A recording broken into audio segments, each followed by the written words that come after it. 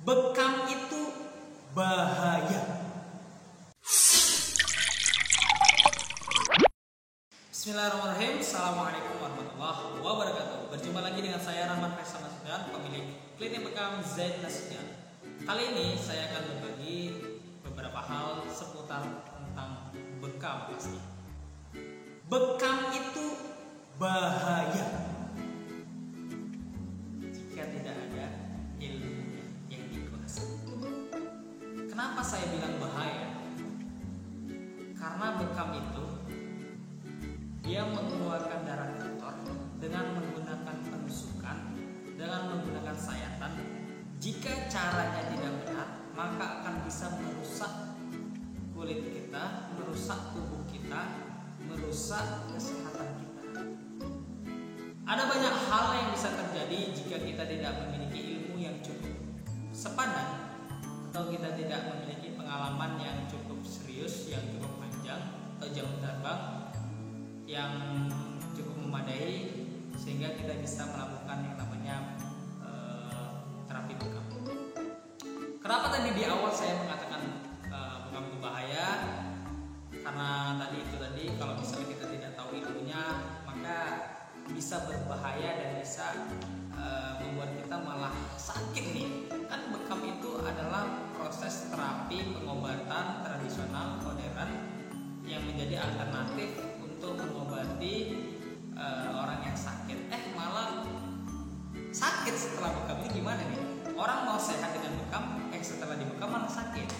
Ada beberapa hal yang dilarang, yang kalau misalnya kita langgar itu malah membuat kita bahaya, yang membuat kita malah sakit. Yang pertama adalah kalau kita mau bekam, pastikan dulu diri kita atau keadaan kita, kondisi tubuh kita dalam keadaan tidak lemah, tidak dalam keadaan darah rendah yang sangat rendah, tidak dalam keadaan lemas, tidak dalam keadaan lemah untuk bergerak gitu. Intinya kalau kita mau bekam, walaupun badan kita lagi sakit, minimal kita masih bisa menahan dan tidak lemah tuh karena bekam itu, maka kita boleh. Karena apa? Karena ada orang yang bekam ketika tubuh dia lagi lemah, itu yang terjadi adalah pingsan. Diusahakan sebelum kita bekam, kita harus tahu kondisi tubuh kita harus tahu kondisi diri kita harus tahu bagaimana yang kita rasakan. Kalau kita lemah, kalau kita lemas, kalau kita mulai letih dan lelah sekali, jangan berbekam. Oke, itu yang pertama. Yang kedua, ini hal-hal yang dilakukan sebelum dan sesudah bekam. Kalau misalnya kita mau bekam, jangan sampai ada makanan yang berat itu masuk ke dalam tubuh kita maksimal minimal 1 jam atau 2 jam, maksimalnya terserah berapa. Kalau misalnya makanan ringan masih boleh, tapi kalau makanan berat seperti nasi, seperti gandum, seperti roti dan yang roti-roti berat ya. Bukan makanan yang berat ini batu ya. Jadi makanan berat ini ya nasi, seperti nasi itu kalau misalnya kita makan, usahakan 2 jam kemudian baru kita bekam. Jangan kita baru makan sekarang 5 menit kemudian kita bekam. Kenapa? Karena metabolisme dalam tubuh kita lagi tidak stabil. Karena dalam tubuh kita masih melakukan proses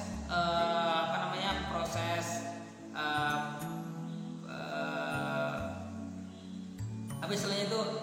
Jadi kalau misalnya kita lagi makan terus kita diproses, jadi ada menghancurkan makanan-makanan yang dalam tubuh kita. Jadi tubuh kita lagi dalam keadaan panas gitu, dalam keadaan aktif, dalam keadaan bergerak. Jadi kalau kita mau bekam, minimal 1 atau 2 jam kita makan dulu, habis itu setelah 1-2 jam kita baru bisa bekam. Itu yang pertama, itu yang sebelum kita melakukan bekam. Yang kedua, kalau misalnya kita setelah bekam, jangan langsung mandi. Ini juga berbahaya, karena saya kemarin sih, sekitar 3 bulan yang lalu, lebih tepatnya setengah tahun yang lalu, saya bekam teman saya. setelah bekam, saya baru tahu cerita ini setelah kita ketemu. Dia bilang, duh, kok aku habis bekam malah masuk rumah sakit. Saya heran dong, kok malah masuk rumah sakit gitu kan. Saya kenapa dia akhirnya ke dokter untuk memeriksa kesehatan dia. Ternyata setelah dia bekam dia langsung mandi. Ini juga dilarang. Kenapa? Karena kita ketika bekam, pori-pori yang ada dalam kulit di mana kita melakukan bekam, titik-titik bekam itu masih terbuka. Kalau misalnya kita bekam, kemudian kita mandi, otomatis angin akan mudah masuk ke dalam tubuh kita. Kita dalam keadaan mengeluarkan angin. Setelah bekam kita mandi, kita malah masukkan angin lagi ke dalam tubuh kita. Makanya kita bisa sakit. Jelas sampai sini ya. Jadi sebelum bekam jangan makan minimal 1-2 jam. Kemudian setelah bekam jangan langsung mandi. Oke, itu yang kedua. Yang ketiga, untuk jadwal atau misalnya banyak yang nanya kapan aja sih harus bekam. Nah, berapa kali frekuensinya, berapa seringnya? Di dalam metode yang digunakan dalam bekam Islami, tanggal-tanggal yang disunnahkan ya untuk berbekam itu di bulan Hijriah tanggal 17, 19 dan tanggal 21. Namun saya sendiri tidak berpatokan kepada hal itu. Kenapa? Saya orangnya fleksibel, artinya orang bisa selain tanggal itu boleh berbekam kepada saya, dan kalau misalnya mau tanggal itu silahkan, karena selain dia mendapatkan fadilah, dia mendapatkan keutamaan, dan itu direkomendasikan oleh misalnya ini sangat bermanfaat, sangat didorong oleh ajaran Islam. Jadi kalau saya sendiri kapan saja juga bisa berbekam. Yang penting itu tadi ya kan, hal-hal yang harus dipatuhi sebelum kita bekam. Jangan melakukan bekam itu rutin. Maksudnya bukan sebulan sekali. Setiap hari jangan melakukan bekam itu tiap hari. Jadi gini, mungkin kita kayak secara logika ya berpikir, kan kita melakukan bekam kan mengeluarkan darah kotor. Berarti kalau kita sering mengeluarkan darah kotor kita habis, akhirnya yang ada dalam tubuh kita itu darah bersih semua. Itu cara berpikir kita, dan itu yang salah. Kenapa? Karena kayak logika motor tadi ya, kita juga ganti oli itu kan nggak tiap hari, pasti ada jeda waktunya. Ada batas atau ada jarak antara satu waktu ke waktu yang lain. Begitu juga dengan bekam. Jadi kita bekam hari ini bukan besok langsung bekam. Kalau kita melakukan itu malah membahayakan badan kita. Bahkan badan kita bisa hancur hanya gara-gara bekam. Nanti bisa dilihat di gambar thumbnail ketika kalian menonton video ini. Bahaya melakukan bekam tiap hari. Jadi jangan kita berpikir kita mengeluarkan darah lalu kita bekam tiap hari nih. Pertanyaannya berapa kali sekali gitu? Berapa kali sekali? Kapan aja waktunya? Gitu caranya gitu. Gimana sih bahasanya? Kalau saya pribadi ketika ada orang tanya kapan aja sih waktunya, berapa frekuensinya? Kalau saya sendiri selalu menjawab sebulan sekali. Dulu guru saya mengajarkan kalau kita mau bekam rutin itu 3 minggu sekali. Kalau misalnya sebulan sekali kan kita lebih mudah nih. Misalnya nih kita tetapkan aja tanggal 5 bulan ini aku bekam. Berarti kan selanjutnya gitu. Setiap tanggal 2 bulan ini kita bekam, tanggal 3 bulan 3 tanggal ini kita bekam, begitu selanjutnya, dan begitu selanjutnya lebih mudah. Kalau 3 minggu sulit juga. Makanya saya sangat rekomendasikan untuk orang berbekam sebulan sekali. Oke, itu yang keempat ya. Yang ketiga, yang keempat, bahayanya bekam. Kalau misalnya kita tidak tahu ilmunya, bekam itu bukan memaksakan darah kotor yang ada dalam tubuh kita untuk keluar dengan kita menarik sekuat-kuatnya sehingga darah kotor keluar sekencang-kencangnya, bukan itu. Yang benar adalah, atau menurut saya yang bagus adalah, yang tepat adalah kita melakukan bekam dengan cara yang bagus, dengan cara yang baik, di titik yang tepat, dengan tanpa ada pemaksaan, tanpa ada gairah nafsu untuk mengumpulkan darah sebanyak-banyaknya. Karena banyak nih orang kan gini, kita ini selalu identiknya kayak, wah semakin darah kotornya banyak keluar kan semakin bagus kan.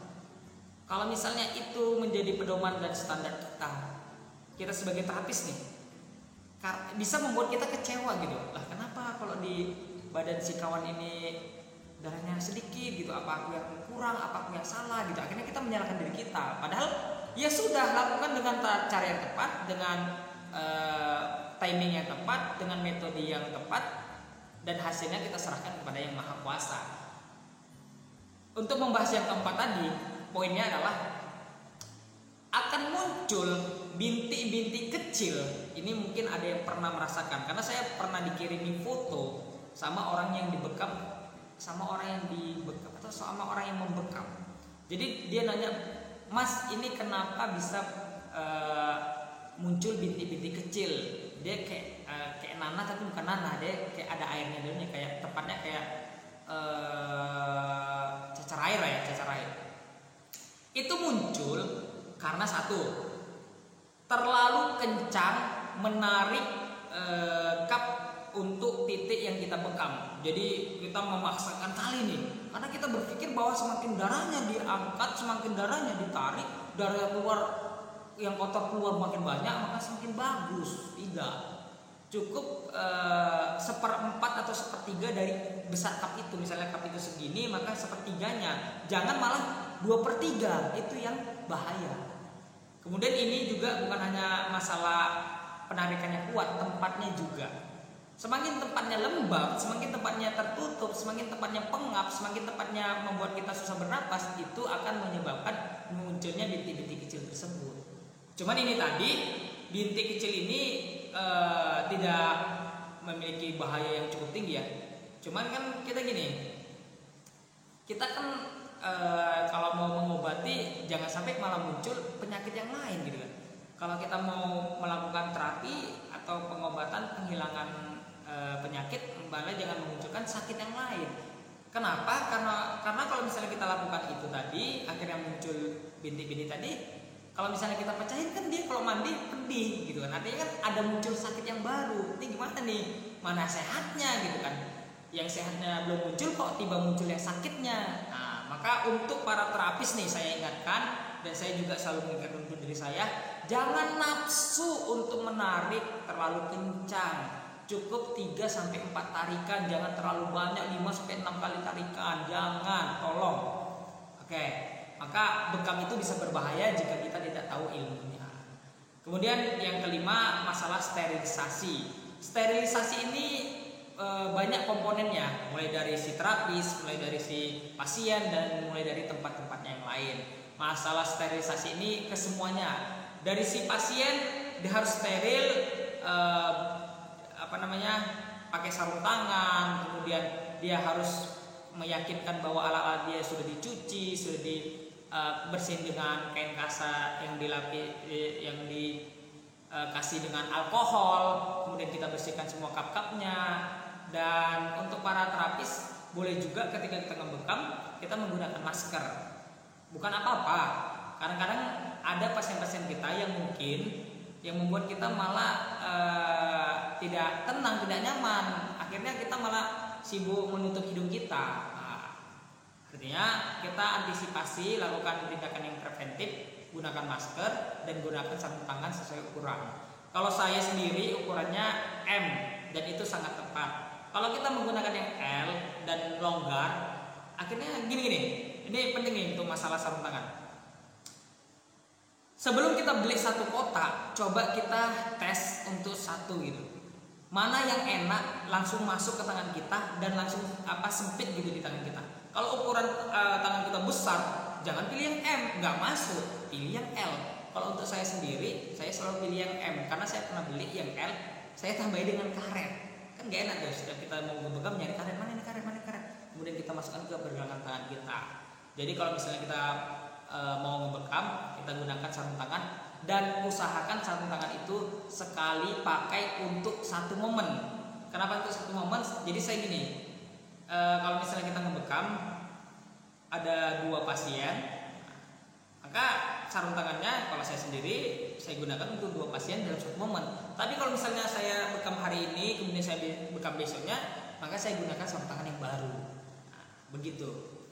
Sterilisasi ini juga untuk pasien, kita harus memastikan bahwa pasien kita itu tidak terkena penyakit ya. Karena kalau yang penyakit yang menular yang berbahaya itu khusus satu alat bekam khusus untuk dia. Jadi kalau misalnya kalian mau misalnya punya pasien nih dan dia punya penyakit tertentu yang suka untuk disembuhkan, yang gampang menular, alat itu untuk diri dia. Jadi kamu menjadi terapis khusus spesialisasi untuk diri dia dan jangan gunakan itu untuk yang lainnya. Nah, jadi ini bisa mungkin ketakutan kita gimana sih bisa tahu kalau dia tuh kena penyakit ini atau enggak, nanti dia ngakunya enggak gitu kan. Ya kita selalu berdoa juga sama Allah Subhanahu wa taala gitu kan. Karena gimana pun semoga Allah menjaga kita, menjaga supaya kita tidak ada pasien yang seperti itu. Nah, itu gunanya tadi kita bawa peralatan-peralatan yang lainnya, tambahannya ada tensi, ada ini, ada tes yang lainnya. Makanya bekam ini bisa dibilang bukan pengobatan yang kaleng-kaleng ya. Kayak mail lah ya. Oke, itu tadi sterilisasi dari pasien, dari terapis dan tempatnya juga. Jangan sampai kita bekam di belakang rumah, misalnya di dekat tong sampah karena misalnya dia lagi santuy sampai mancing, jangan. Jangan kita bekam misalnya di depan rumah yang mana orang lagi nyapu, terus sampahnya berserakan, debunya kemana-mana dan polusinya kemana-mana. Berilah pasienmu tempat yang baik supaya dia juga bisa nyaman ketika dibekam. Jangan berikan pasienmu tempat yang buruk sehingga dia bisa jadi dia pelanggan pertama dan terakhir, nggak akan masuk ke situ lagi. Jadi pelayanan ini penting. Kemudian sterilisasi tempat ini tadi harus benar-benar steril, dan kalau misalnya kita ngebekam di tempat kita harus bersihkan tempat kita. Kalau kita ngebekam tempat dia, kita pastikan tempat dia harus bersih. Jangan karena kita ngebekam tempat si pasien terus kita yang kayak santai-santai aja gitu kan. Jangan gitu juga. Kalau misalnya kita ngebekam tempat dia, kita tunggu sampai bapak ini membersihkan tempat itu misalnya, atau siapapun, abang ini, adik ini. Yang penting tempatnya bersih, tempatnya nyaman, kita juga aman, dia juga aman, semuanya juga nyaman. Nah, itu tadi beberapa hal yang dilarang, atau misalnya kalau kita belum tahu, jangan melakukan bekam jika kita tidak tahu ilmunya, jangan coba-coba. Ini bukan pengobatan coba-coba, tetapi kalau mau mencoba, lakukan, perhatikan dan belajar, evaluasi, lalu lakukan kembali. Jadi keuntungannya sebagai terapis, selain kita menjadikan itu sebagai mungkin tambahan penghasilan katakanlah, kemudian itu juga sebagai aplikasi kita sebagai umat Nabi Muhammad menjalankan sunnahnya, kita juga mengobati orang lain sehingga itu bermanfaat untuk diri kita. Itu saja video pada kali ini. Terima kasih sudah menonton. Jika suka dengan video saya hari ini, silakan like dan komen apa saja yang ingin ditanyakan, yang mau disaranin dan mau dikomentarin, silakan. Dan jangan lupa subscribe agar saya semakin semangat untuk membuat video-video yang lebih bagus, video-video yang lebih bermanfaat, dan video-video yang lebih inspiratif. Dan klik tombol lonceng supaya tidak ketinggalan kalau misalnya ada video baru. Kalau misalnya tidak suka dengan video ini, silakan dislike. Kalau misalnya kalian merasa ini video tidak bermanfaat, silakan tinggalkan dan cari video-video yang merasa itu memberikan insight yang bagus untuk kehidupan Anda dan kehidupan masa depan Anda. Terima kasih. Saya Rahmat Basana Nasution. Assalamualaikum warahmatullahi wabarakatuh.